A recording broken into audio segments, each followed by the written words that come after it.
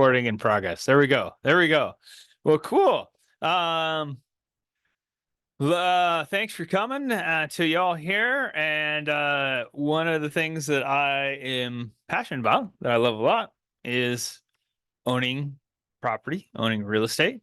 I've bought my first house 26 years ago. I had to do the math in my head.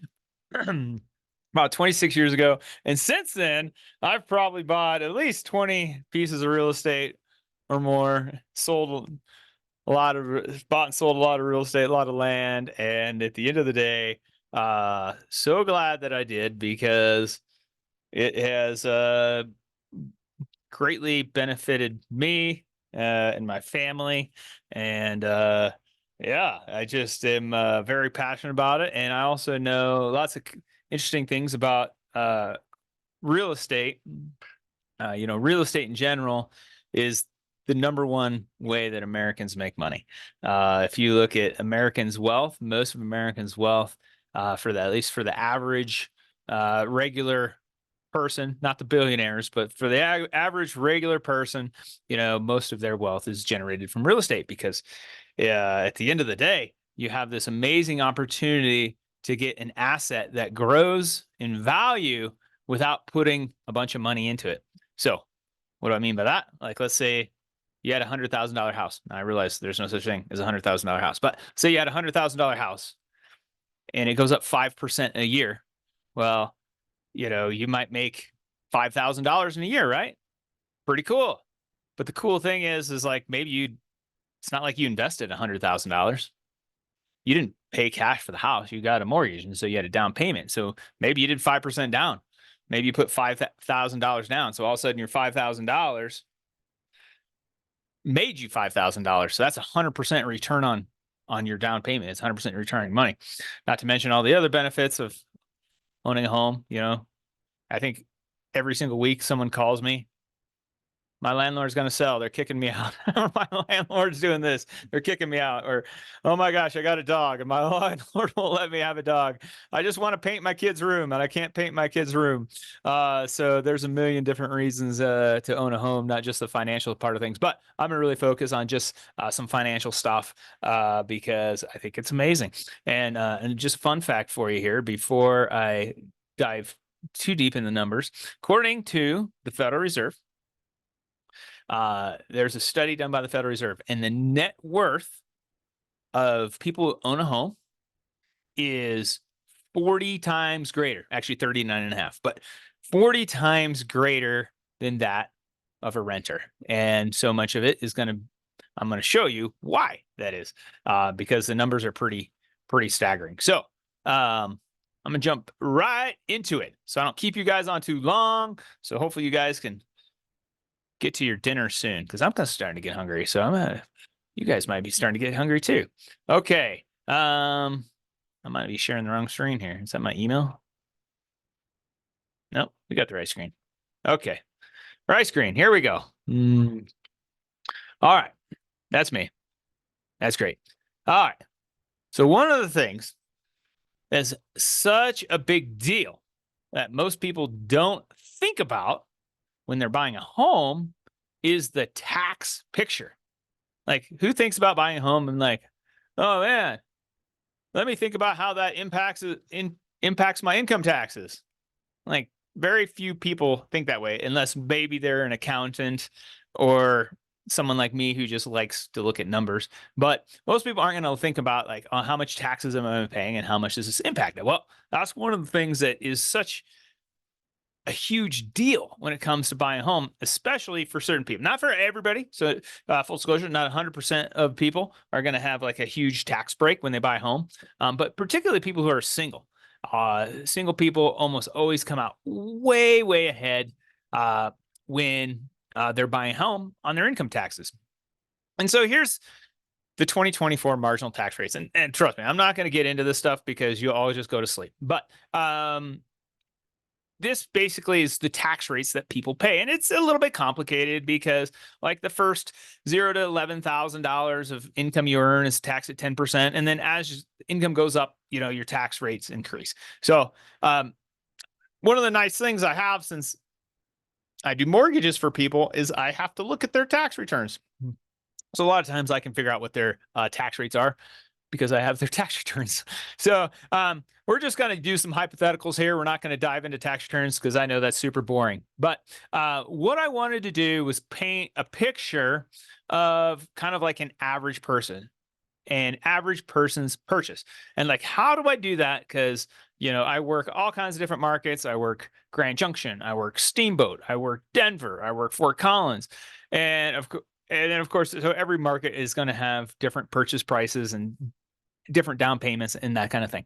But at the end of the day, I picked $530,000 as a purchase price.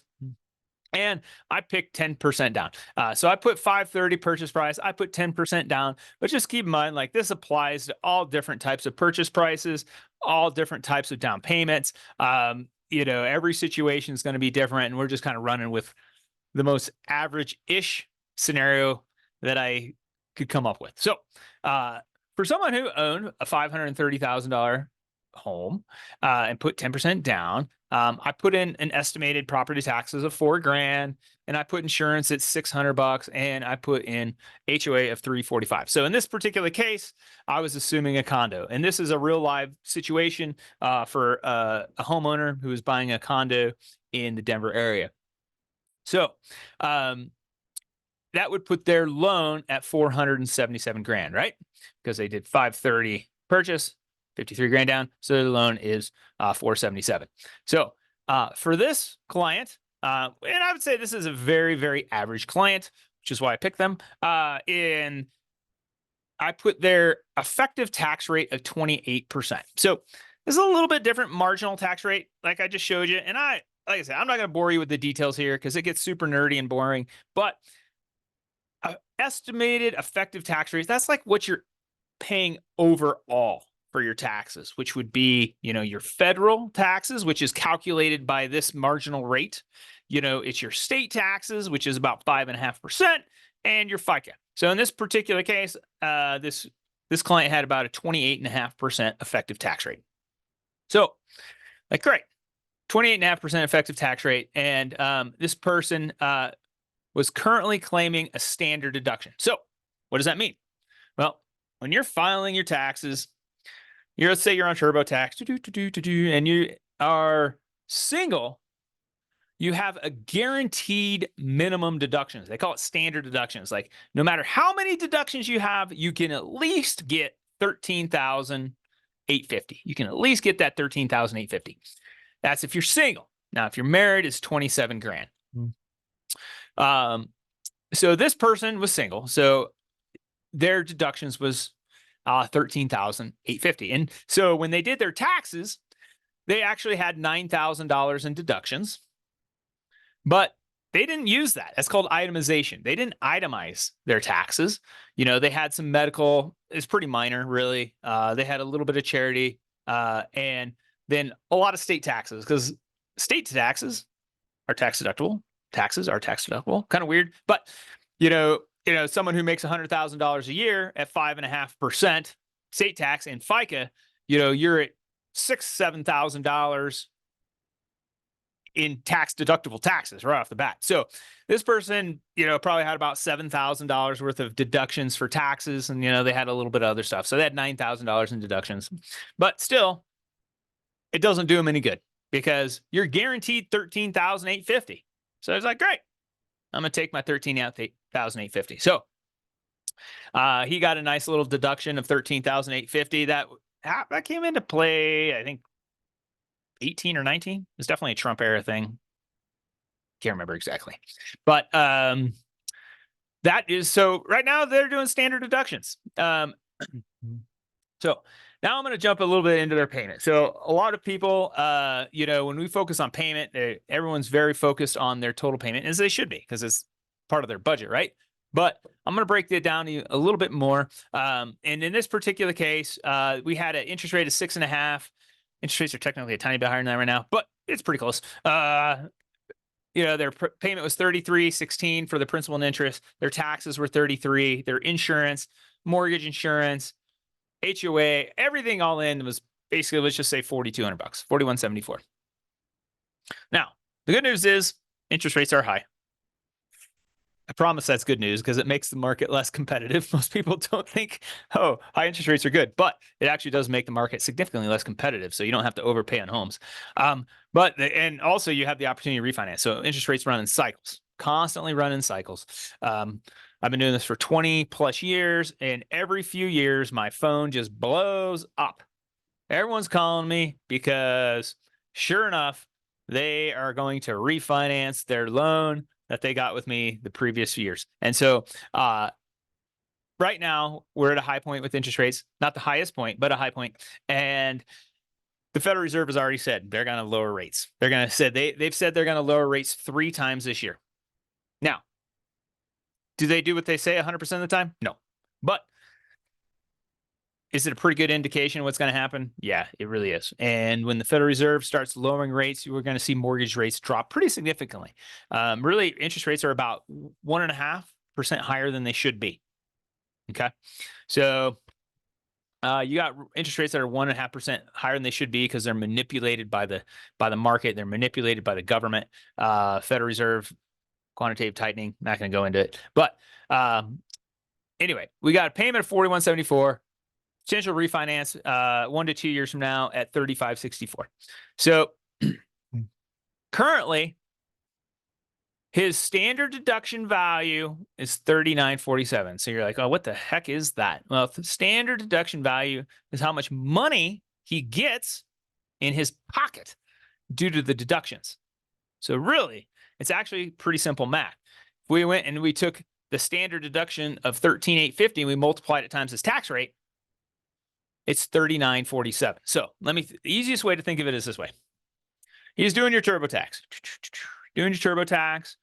You're almost done. You're like 99% done. And somehow magically says TurboTax refund $0. You owe $0. Like you owe perfectly nothing. And there is no refund. And then the last step, you enter your standard deduction. In this case, it was a little over $13,000, right? $13,850 to be exact. And as soon as they enter in that standard deduction, boom, you get a tax refund of $39.47.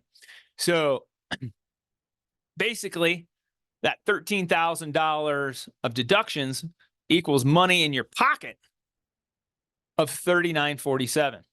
That's if you're renting. That's the standard. Now, this person I'm simulating, okay, now they're going to buy a home. Now, if they buy a home, their interest is tax deductible, and so is their property taxes. So their rent, not tax deductible, does not add to the deductions. All of a sudden, wow, look at this. We got our interest and our taxes are tax deductible. All of a sudden, you're doing your taxes. You're 99% done. You're entering your standard deduction. It goes $39.47. But then you're like, oh, shoot, I forgot to add my property. Oh, cool. Let me add in my mortgage interest and my property taxes. Boom. All of a sudden, you now get a refund of $12,541 instead of $39.47. So basically, this person gained $8,594 by buying a property. So this person is now giving the government $8,594 less money. So if someone's renting, I was telling them they're throwing money away to the government. Literally, you're paying the government a bunch of taxes that you wouldn't be if you're a homeowner. So that's how much money they're saving. Now, I put in here a tax benefit monthly. So this is not, taxes aren't paid monthly generally. But I like, since mortgages are paid monthly, I like to try and break it out monthly because we know that you're saving $85.94 a year. Well, if you divide that by 12, there's 12 months. All of a sudden, that's $716 a month. And again, most people don't pay their taxes monthly, but they kind of do. most people, when they give me their pay stubs, it's going to have their gross pay, it's going to have their taxes taken out, then their net pay. Well, you can change the amount of taxes taken out. So for this particular client, I said, okay, here's the deal. You're going to be paying $8,500 less a year in taxes. That's about $700 a month. I need you to go to your employer. I didn't say you need to. You can go to your employer and say, hey, I am overpaying taxes by about $700. And if I'm overpaying taxes by about $700, can we have less money withheld from my taxes? Or with less money withheld from my paycheck? And so there's this little form, it's called an I-9. You put all these zeros and ones on it, and that changes how much money's taken out of your paycheck. And so went to the HR, changed his form, so he has roughly $700 a month less taken out of his paycheck, because he knows at the end of the day, that's how much he's saving by not paying the government that money. So even though his payment, remember, his payment before was $41.74. So that was his payment before. It still is his payment. It's still the check he's writing, right? But how much does it cost after you get this tax benefit? Well, it's actually $31.44, because you're getting $700 a month in tax benefit. Now, on top of that, you're paying principal. So every loan is principal and interest. And when you look at an amortization schedule initially, it's kind of depressing. You're like, oh my gosh, look at, I'm paying all this interest and I'm paying just a little bit of principal. And that is true. But it's still significant. And in this case, it's $431 that he's paying towards principal. So even though, remember, so his payment's $41.74, but how much is it costing him a month? What I call tax adjusted investment is actually $27.13. So that's like, if you actually look at it from what it costs him on a monthly basis, it's $27.13, because principal, right? That's just money that goes into your pocket, not really your pocket. If your house was a pocket, then it goes into your house, but it builds your own net worth. Like, it's going into your wealth, your net worth. This is just a fun calculation. Remember, our interest rate was 6.5% on this deal. Well, now after taxes, then what we call the effective tax rate, or effective rate after taxes, is actually 4.625%. So a lot of people think, or 4.65%. So a lot of people, like, oh man, interest rates are high, and they are, and they will go down. But tax adjusted for a lot of people is way less. By the way, I'm rolling through this super fast, so if you guys do have questions, please feel free to just throw them into the chat, and I will do my best to get them answered. I'm going to pause for a moment, take a sip of my coffee, because my throat's a little raw. Okay. We're going to get super nerdy. I'm going to try and make this super clear, also fun and exciting, which is really hard to do when we're talking about taxes and renting and amortization schedules. Like, it's a very boring topic, but we're going to try and make this we're going to try and make this exciting. So this right here is what I call my tax adjusted rent versus own chart analysis. So I'm trying to project into the future, 10 years, what's going to happen to this renter if he buys. Like, what's it going to look like in 10 years if he buys? And so this is me forecasting the best that I can. Obviously, I can't predict the future, but we can also use some reasonable assumptions and do some solid forecasting. For example, I put tax, insurance, inflation at 7%. So what I'm saying here is taxes, insurance, and HOA go up over time. So we're going to have that going up at 7% a year, which is about average. It's actually a little bit less than that, so I'm being pretty conservative. Rent inflation, I put it 7%, because rent also goes up over time. I put 7% rent inflation. It's actually been closer to 9%. So again, I'm trying to be conservative with the numbers. And then I put housing appreciation at 6%. So most housing markets, in Colorado at least, almost all housing markets are going to appreciate right around 6% in the long run. Obviously, 2020 and 2021, it was different, right? They went up more.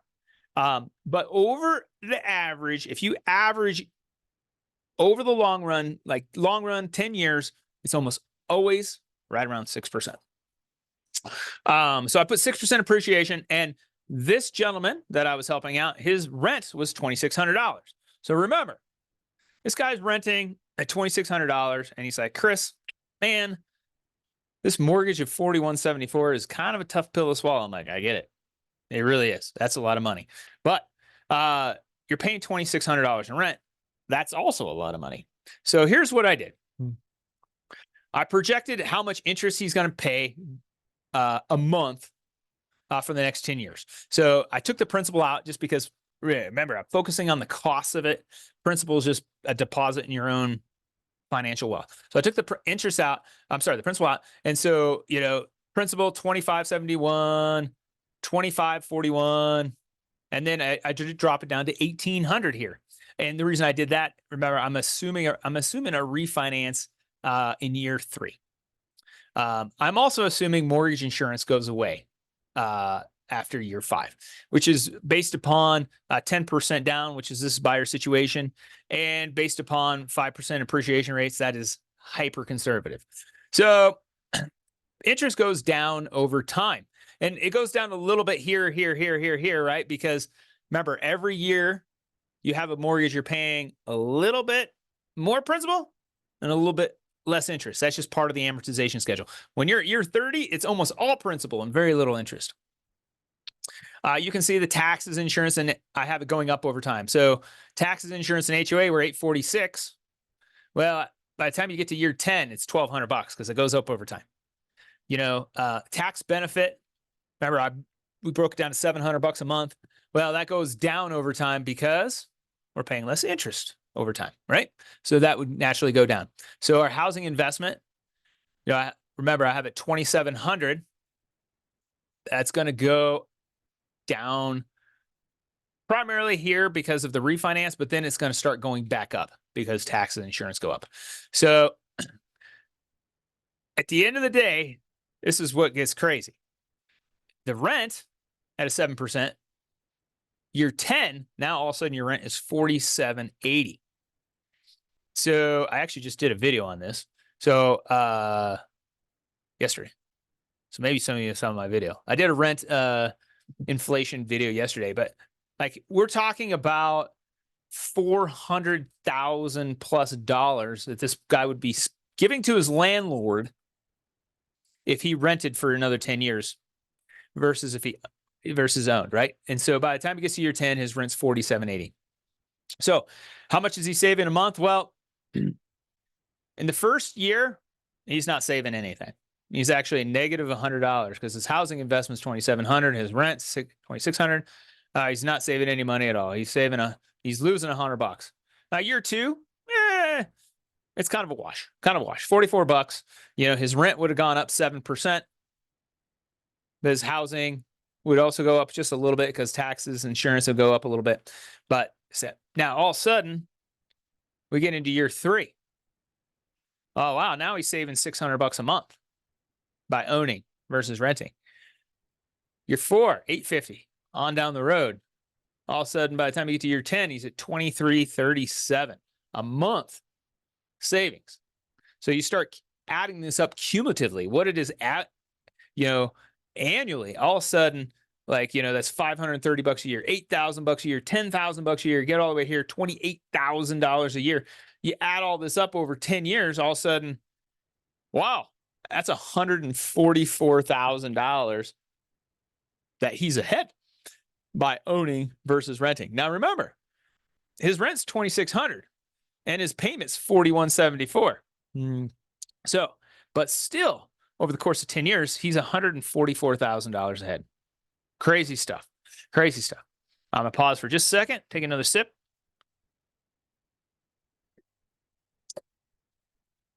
By the way, any of these analysis I can run for anyone. These obviously is a generic scenario, but I run these things for people all the time. So if anyone does want me just to run some analysis for you, I can build these things out really in like 5 to 10 minutes. I've done bunches and bunches of these things.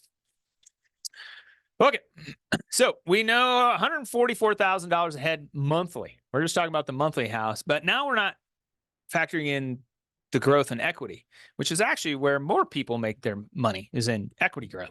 So remember, we're assuming from back here, remember, we're assuming 6% appreciation a year on the home value. Well, year one, the value is 530, right? Because that's what he bought it for. But by year two, it's 561. Year three, almost 600 grand. 4, 5, all of a sudden, year 10, 895. And they seem like crazy numbers, kind of. But then if you look back, you're like, well, 10 years ago, yeah, that sounds about right. We've had the same kind of growth 10 years. So, the equity growth, again, we're talking about wealth here, building wealth, 53 grand, keeps climbing. Now you've built 492 grand of equity. So it's a lot of equity, right? So basically gaining $365,000 in equity. And part of the reason these numbers are kind of a little goofy is because, remember, you're paying down principal every month. And so it's not going to be a nice, even, clean number. It's going to be kind of goofy like this. But gain $365,000 in equity right there. So if you're like, okay, how much is he gaining by owning versus renting? Well, now if we combine the monthly that we just went over here, this 144, and we combine it to the equity gain of 365, all of a sudden now we're at $510,000. So while initially he's like, oh shoot, Chris, my payment's $4,174 and on my mortgage, my rent's $2,600. I don't know if I'm coming out ahead. I'm like, well, actually, you're coming out $510,000 ahead by owning versus renting. And so these are some of the reasons why, like, my first statement is like, homeowners have a net worth that is 40 times greater on average than that of a renter. So if you're into investments and return on investments, investing, this is kind of a fun little slide here, because I mentioned also in the beginning how you get these amazing return on investments, right? We had that $100,000 house that went up $5,000, but if you only put 5% down, 5,000, so you put $5,000 down and you get $5,000. So you put $5,000 down, that's your investment. You get $5,000 in equity. Well, that's 100% return on investment. So that's what we call leveraged return on investment, leveraged ROI. So that's what's so beautiful. Like, people are like, oh, housing only appreciates at 5 or 6% a year. That's not as good as the stock market, which gets an average of 10 to 12%. Well, thing is, the stock market is you put $5,000 in, guess what? Your value is growing at 12%, 10, 12% based upon that $5,000. So you're getting a 10, 12% return on your investment, where housing, you can get this unbelievable leverage return on investment. So 530 is the value in year one. That's what they bought it for, right? After year two, it's 561. So remember, he did 10% down, so he put $53,000 down. Well, all of a sudden, his $53,000 just turned into $90,000 equity. So $53,000 to $90,000. So that's a 70% return on his money. Now, his $53,000 year three, well, now, remember, his house is going up 5-6% a year. So now it's 530. Now his house is worth almost 600 grand. He still put 53 grand down. Well, now his return on investment's 143%. You start projecting this stuff out, like, by the time you get to year 10, you're talking an 800+% return on investment. And this is why, from an investing standpoint, you just cannot beat the returns on real estate. You just can't do it unless you take egregious risk. That's the only way you can beat it and get really lucky. Like Bitcoin. That's a great example. People have gotten amazing returns on Bitcoin, but there's just as many people that have lost their shirts on Bitcoin. If I know. So the only way to get huge returns is either A, take big risks, or B, own a home. Those are the two ways to get really good return.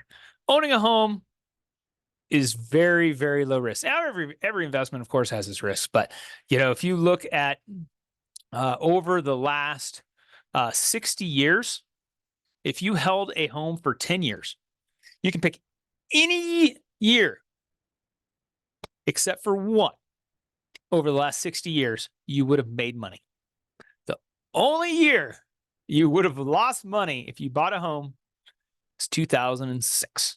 And if you held it for 10 years, you would not have made money. But that is 1 out of 60 years, which is kind of crazy. So, housing always goes up in value over the long run. That's the thing about housing is it will for sure go up in the long run. Short run, can't predict the market. Long run, it'll go up. So that is my quick financial rundown of renting versus owning. I wanted to keep it at 30 minutes, and I have kept it at 33 minutes. So I went 3 minutes over. So I'll hang out here for another couple minutes in case anyone throws some questions at me. It looks like I have a question. Hold on. I'm sorry. I'm already missing questions. All right. Good question here. Owen. Is the 84-54 difference between the renter and the homeowner because the interest rate that the homeowner pays in the previous year deducted from the gross income when the taxable income is worked out? So let's go into that slide real quick. We're going to go find that 85-94. Now, I apologize, I missed your chat there earlier, Owen.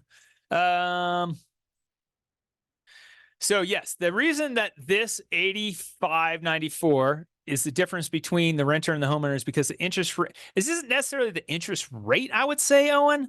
I would say it is because they're paying interest, right? So when you have, think of it this way. We go back to how much interest we're paying a month, right? So I'm going to just pull out a super generic calculator here. Give me a second. Calculator.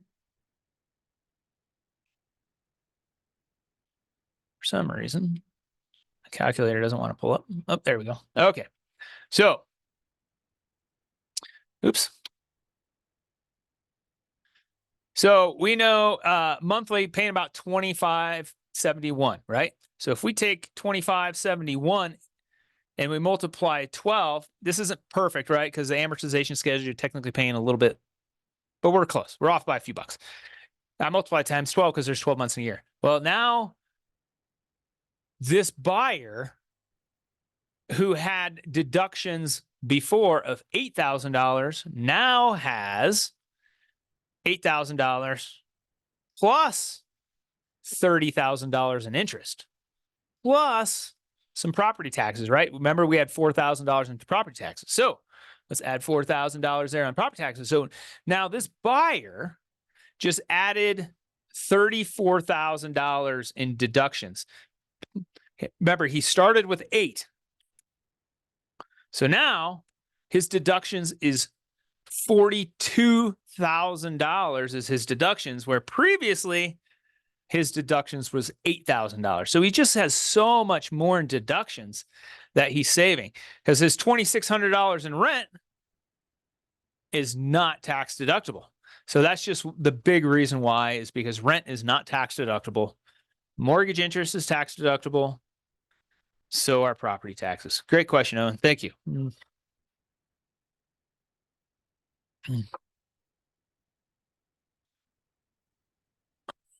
All right.